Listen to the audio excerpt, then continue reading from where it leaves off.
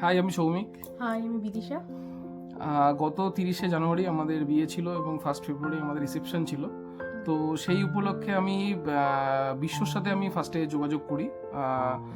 ওদের ফটোগ্রাফি অ্যালবামটা হচ্ছে RD photography.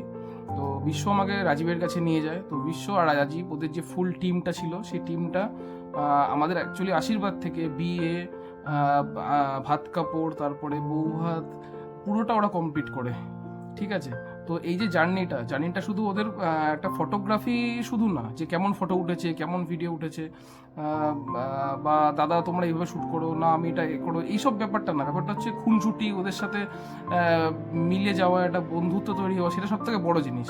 ঠিক আছে, আউটপুটটা ম্যাটার করে না, আউটপুট তো ওরা ভালো দেবেই। ঠিক আছে, তার জন্য তোমরা আরডি ফটোগ্রাফি যে সাইটটা আছে ওখানে গিয়ে ফেসবুকে, ইনস্টাগ্রামে লাইক করো, কমেন্ট করো, সাবস্ক্রাইব করো। তো ভবিষ্যতেও দাদার সাথে আবার অবশ্যই আমরা কাজ করতে চাই, তোমরাও কাজ করো, তোমরাও স্যাম্পেলগুলো দেখো।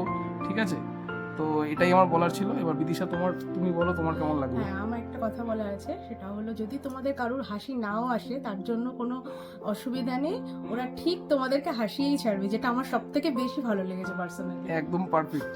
আর আরেকটা জিনিস বলতে চাই, ওদের টিমে আরেকজন ছিল নন বেঙ্গলি। ঠিক আছে, তো ও খুবই ভালো বাংলা বলে।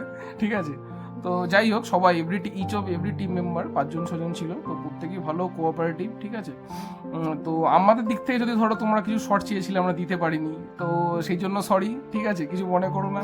তো হয়তো কোনো পরিস্থিতিতে হয়ে ওঠা হয়নি। তো আলটিমেটলি থামস আপ। সবাই ওয়েট করেছে আমাদের জন্য। হ্যাঁ, একদম আলটিমেটলি থামস আপ। ঠিক আছে, তো আমরা কিছু শর্ট দিতে পারিনি, আমাদের একটু হেলথ কন্ডিশন। তো থ্যাংক ইউ। তোমাদের ফাইনাল ভিডিও, ফটো আসবে, অ্যালবাম আসবে, তো সেটা আশা করি ভালোই হবে। তো সেটার জন্য আমরা ওয়েট করে থাকবো। Thank you very much. Thank you.